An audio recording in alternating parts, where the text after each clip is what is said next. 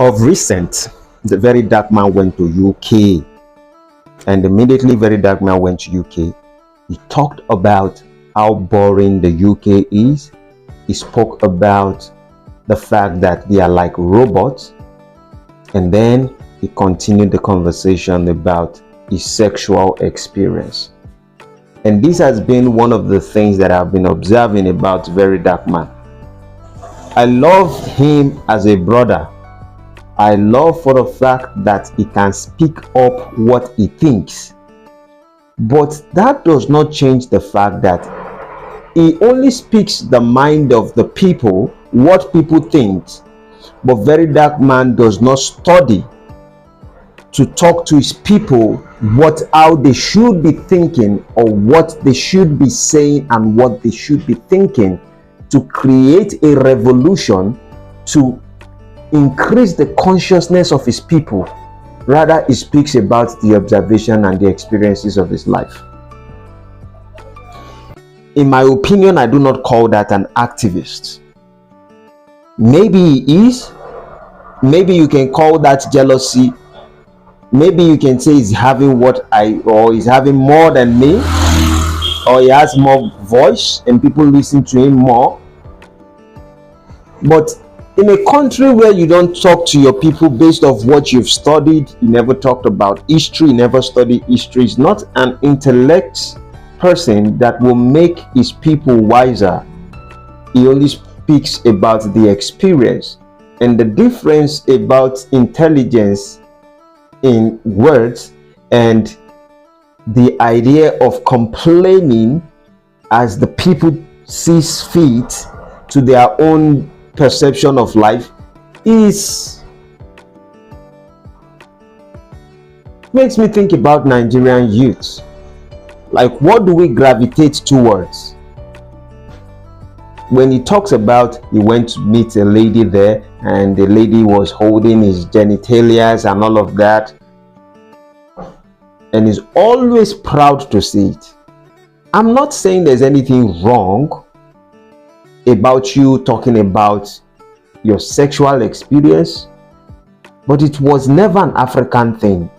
We make sex in Africa a spiritual, a conscious conversation, because either Verydarkman likes it or not, children listen to him, adults listen to him. We make sex in African culture to be sacred. It is a spiritual thing. It is something that comes as love. If not because we have bought into the Western ideology, we wouldn't be thinking and be talking that way. But unfortunately, in the name of activism, activists, we discuss about things that does not elevate the spirit of the people to do what is right.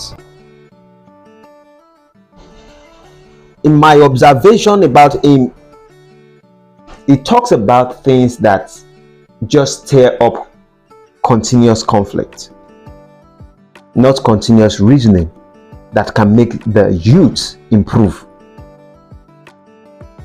And trust me, people would say they hate him, I hate him, and that's why I'm saying what I'm saying. But if Nigerian youth has to grow in any way, people like Seun Kuti is an activist. Now you would say this as a statement that everyone has their own followers. I want you to understand that the amount of the stupidity within a certain people determines the flow and the progress of the people.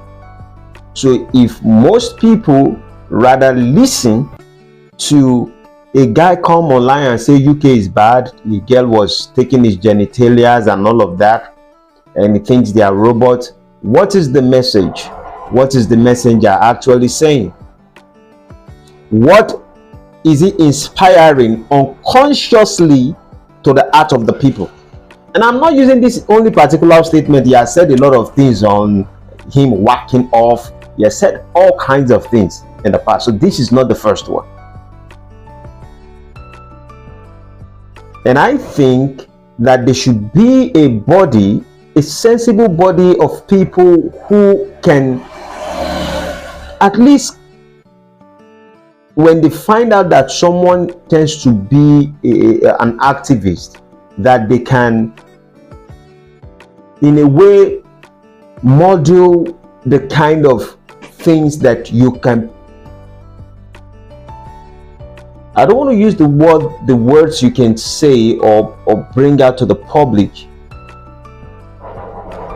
but I think because when you say things like that, then you begin to create a political government of people who wants to control the speech of people. But I think at the end of the day that the people should be awakened to who they follow and should ask themselves questions. Maybe that is where it boils down to, for them to start asking themselves questions. Why are we following this guy? Most people think they are following him because he's saying the truth, but most people are only following him because of the conflict he caused. Most people are only following because of the negative aspect that does not educate them on anything. He's doing good work in certain areas when he talks about people, you know, bad cream and all those NAFDAC stuff. I appreciate some of those things, but when you're becoming a figure that the people idolize, maybe he doesn't have certain people that are good around him that could tell him that, bros, you are most times going out of senses. And I know that the moment as an African man you see people who call you, even when you think you're a big boy, people who caution you that, see this thing, this is how we are seeing it, or this is how the world is seeing it, then you become something else and you begin to fire everyone around. And it's just unfortunate that the Nigerian youth are so unconscious and they gravitate towards certain things. And Verydarkman is helping, but really not helping the consciousness of Nigerian youth.